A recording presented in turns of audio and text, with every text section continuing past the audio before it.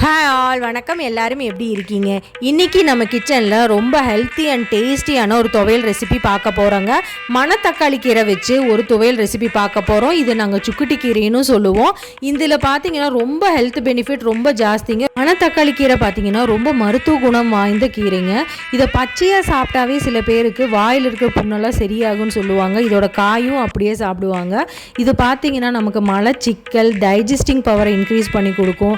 சளி இருமலுக்குமே இதை நல்லா சாப்பிடுவாங்க. அதே மாதிரி குடல் புண், வயிற்றில் இருக்கிற எல்லா பிரச்சனைக்குமே இது சால்வ் பண்ணி கொடுக்குன்னு சொல்லுவாங்க. கண்டிப்பாக நம்மளோட உணவில் இந்த கீரை கிடைக்கும் போதெல்லாம் நம்ம சேர்த்திக்கணுங்க. அப்போ தான் நம்ம பயன்பெற முடியும்.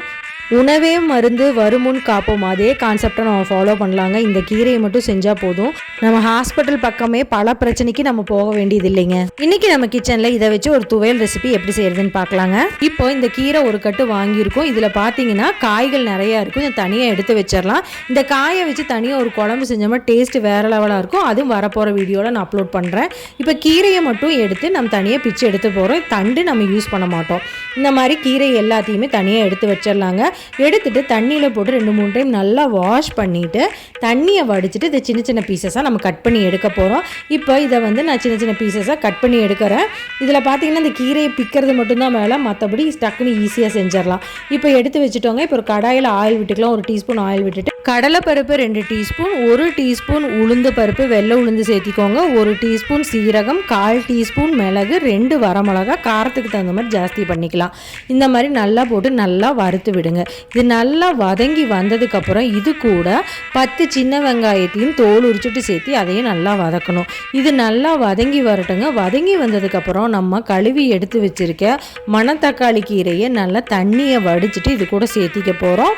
இதை நல்லா தண்ணியை வடிச்சிட்டு சேர்த்திட்டு நல்லா வதக்கி விடுங்க. கீரையை நல்லா வதக்கி விடுங்க.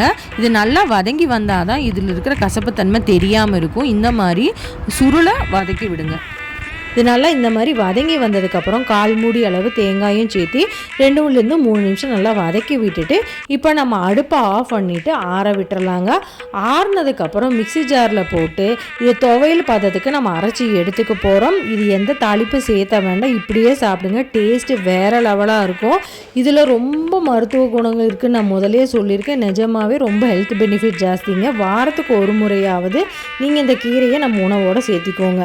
இன்றைக்கி பார்த்தீங்கன்னா நான் கம்மஞ்சோறு வச்சு அது கூட கீரை பொரியல், அடுத்தது இந்த துவையலும் வச்சு சாப்பிட்டா டேஸ்ட்டு வேறு லெவலாக இருந்துங்க. கண்டிப்பாக நீங்களும் ட்ரை பண்ணி பாருங்கள்.